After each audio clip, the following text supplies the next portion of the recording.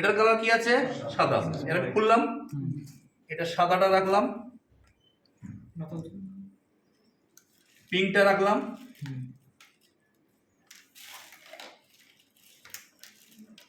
হলুদটা রাখলাম। এদের সবার কি গেজ এক বলে মনে হচ্ছে? সবাই কি একই রকম মোটা? ভালো করে দেখো তো। হোয়াইটটা অনেক বেশি মোটা, একটু বড়, তাই তো? আচ্ছা, হোয়াইট হচ্ছে 16 গেজ, এটা হচ্ছে 16 নাম্বার। আমরা চিনি কি করে? কালার দিয়ে এক, আর এটা হচ্ছে গেজ দিয়ে। আমি দেখে বলছি, এটা হচ্ছে 18। তার মানে কি বুঝলাম? এটা বেশি মোটা না এটা বেশি মোটা? এটা বেশি মোটা। তার মানে গেজ বাড়ছে, তাহলে আসলে কি হচ্ছে? শুরু হয়ে যাচ্ছে। এটা হচ্ছে 20। এই তিনটে ডিটেল আমাদের গরুর ফার্মিং এ লাগবে খুব। এই তিনটে ডিটেল। বড় গরু যা মোষ যদি হয় খুব বড়, ভিটামিন ইনজেকশন করছো 18 মারতে পারো। কিন্তু সব থেকে বেস্ট এটা অনেক সময় স্যালাইনের সময় অনেক সময় লাগিয়ে যায়, আরটা হচ্ছে পেট ফুটো করার ক্ষেত্রে লাগে। এইটা আমি ইচ্ছা করে অ্যাভয়েড করি। এবার প্রবলেম কি হচ্ছে দেখো, এইটা হচ্ছে বড় গরুর জন্য, বড় পশুর জন্য পারফেক্ট। কি ভিটামিন ইনজেকশন করো বা কি ইনজেকশন করো, একদম পারফেক্ট। ঠিক আছে তো? এইটা কার জন্য তবে? বাছুরের জন্য। আর এটা হচ্ছে ভ্যাকসিন করার সময় সাধারণত কোনো ভিটামিন জাতীয় ইনজেকশন খুব গাঢ় হয়, পাতলা ইনজেকশন হয়, ভিটামিন গুলো হচ্ছে গাঢ়। ভিটামিন গুলো যখন, এবার ভিটামিন তুমি নরমালি এইটা দিয়ে পুশ করতে চাইছো, এটা যেটা আছে এটা যাবেই না, পুশি হবে না। স্যার এটা কত? এটা কত হবে? 22 না 24 হবে। ঠিক আছে তো? এবারে তোমার বাছুরকে ইনজেকশন করছো, তুমি এইটা দিয়ে মারছো, এটা দিয়ে যাবে না, আরামসে চলে যাবে। ও ইনজেকশনের ব্যথায় কাতরাবে না, ও এইটার ব্যথায় কষ্ট হবে, এইটার ব্যথায় কাতরাবে। তোমার প্র্যাকটিশনের উপর নির্ভর করছে কিন্তু অনেক কিছু। প্র্যাকটিশনার মেরে দিয়ে চলে গেছে, বাছুর আর খাচ্ছে না। এবার এতক্ষণ ঠিক ছিল ইনজেকশন মারার পর থেকে, আসলে ইনজেকশনটা যন্ত্রণা হচ্ছে, ইনজেকশনের যে ফল্ট আছে তার জন্য না, এইটার জন্য এইটা ঢুকিয়ে দিয়েছে। ও দেয়া উচিত ছিল এইটা, বাছুরের হবে সবসময় এইটা। ভ্যাকসিন করার ক্ষেত্রে আমরা সব এইটা ইউজ করবো। মানে ইনজেকশন যেমন যেমন হবে তার উপরে ডিপেন্ড করবে কিন্তু অনেক কিছু। এইটা দেওয়া যাবে না? কোন ভ্যাকসিন? না, বাসন্তী এটা দেওয়া উচিত হবে না। একমাত্র বাছুরকে এটাতে ইনজেকশনটা ইউজ করতে পারো শুধুমাত্র যদি ভিটামিন খুব গাঢ় হয় তার জন্য। কিন্তু তাও আমি দেখেছি আরামসে এটা দিয়ে আমি ভিটামিন ইনজেকশন দিয়ে দিচ্ছি। এবার বাছুরকে দরকার এটা মারছো, এটা ব্যথা করবে। এর অনেক সময় দেখা যাচ্ছে ডক্টরের কাছে নেই, এইটা আছে, মেরে দে। এইবার তোমার বাছুরটা একদম পুরো ঠিক ছিল, ইনজেকশন মারার পর থেকে ও ডাক্তার কি বলবো, ও একটা ইনজেকশন নিয়েছে তো তাই জন্য। আসলে ইনজেকশনের ব্যথা হয়নি, ওর দেখা যাচ্ছে এইটা ফুটিয়ে দেওয়ার জন্য তীব্র যন্ত্রণা শুরু হয়েছে। যে যেমন সাইজ তার, আবার মশা যদি এটা দাও কিছু হবে না, আরামসে নিয়ে নেবে। বুঝা গেল তো? এই তিনটে নিডলের ফাংশন বোঝা গেল তো? দয়া করে এই তিনটে নিডল বাড়ি গরু মোষ পুষলে অবশ্যই কিনে রেখে দেবে অনেকটা করে।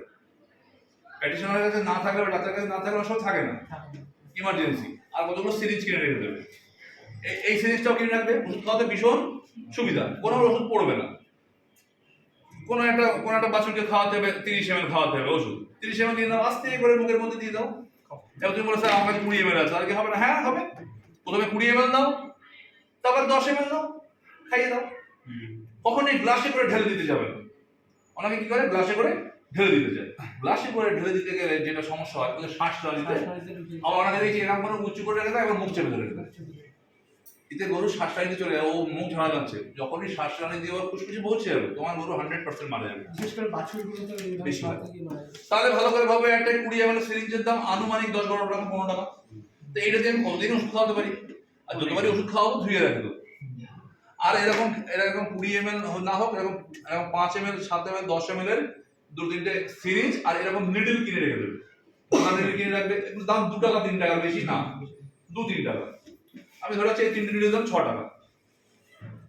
তোমার সেখানে থাকতে হতে পারে, রাখতে হবে, প্রয়োজন হবে এটা। আরটা হচ্ছে তোমাদেরকে ভবিষ্যতে এই 3টে নিডল দিয়ে ইনজেকশন করা শিখতে হবে। ওখানে দেখছিলে ইনজেকশন ওই লোক দিয়েছিল ফট করে মাছে ফুটে যাচ্ছে, তোমরা মাছে একটু করে ফুটছে, তা তোমরা মায়া লাগছে, আস্তে করে মেরে চলে যাচ্ছে, একদম গীত। এটা একটা কায়দা, ঘোড়াটাও একটা কায়দা। এক একজনের মারার স্টাইল এক এক রকম, আমার মারার স্টাইল ওর মারার স্টাইল এক রকম না হতে পারে, কিন্তু ব্যাপারটা সেই এক, একদম 90 ডিগ্রিতে। এরকম ফোটাবে না, মানে এরকম ফুটবে, এরকম ফুটবে, এরকম না। ইন্টারমাসকুলার সবসময় কত ডিগ্রি হবে 90। কতটা ঢুকবে স্যার চামার থেকে? পুরোটা ঢুকে যাবে ইন্টারমাসকুলার তো ডিপ ইন্টারমাসকুলার। ইন্টারমাসকুলার মানে কি নেটের এইটুকু ঢুকাবো নাকি তাই স্যার না। গরু বুঝে আর এটা হচ্ছে গরু বুঝে জায়গা বুঝে, আর হচ্ছে গরু বুঝে আর জায়গা বুঝে। গরুটা কতটা মাংস আছে, সবসময় মাংস বেশি আছে এটা বুঝতে হয়। একটা হচ্ছে গলার এখানটায়, আরটা হচ্ছে পাছায়, এই জায়গাটা। ঠিক আছে তো? এই দয়া করে এইরকম নিডল সবাই 4-5টা করে কিনে রেখে দেবে গরু পুষি। এরকম নিডল 5টা, এটা 10টা, এটা 10টা কিনে রেখে দিই। ঠিক আছে? আর কিনে রাখবে কি এরকম 10 ml আর 20 ml এর দুটো সিরিঞ্জ কিনে অবশ্যই কিনে রাখবে। 5 ml একটা দুটো কিনে রাখতে পারো। আর যদি বেশি বড় গরু খাওয়াতে হয় তাহলে মাপতে হয় তো 100 ml কতটা, 100 ml মাপার সব থেকে সোজা বুদ্ধি হচ্ছে এইটা। একটা কাপ নিলাম 50 ml করে দেখে নিলাম, আচ্ছা এতটুকু হয় 100 ml না, তাই তো? এটা খাওয়াতেও সুবিধা, গরু গালের মধ্যে ঢুকিয়ে দাও আস্তে আস্তে, আর গরুর ভেতরে গালের মধ্যে ঢুকিয়ে আস্তে আস্তে আস্তে আস্তে আস্তে আস্তে আস্তে। কখনোই ক্যালসিয়াম এরকম এরকম মারবো না, লোক শ্বাসের মধ্যে ঢুকে যাবে ছিটকে। স্লো, তারা হলো কিছু নেই, আস্তে করে দাও। গরু দেখে করবে, আপনি আস্তে আস্তে চিনতে পারবে, টপ টপ টপ করে পড়বে এবং দেখবে খাবে। কদিন পর দেখবে গরুর অভ্যাসই হয়ে গেছে। আর কিছু কিছু আছে লিভার টনিক আছে যারা স্বাদে মিষ্টি, লিভার টনিক স্বাদে মিষ্টি, ক্যালসিয়াম মিষ্টি, লিভার টনিক তো খুবই মিষ্টি হয়। ওই জন্য লিভার টনিক একদিন দুদিন খাওয়ালে ওর দেখবে খাওয়ার একটা আগ্রহ চলে আসে। এ হয়ে যায়, ও এই আর কি মানে মিষ্টি জিনিস তো দেবে তাই।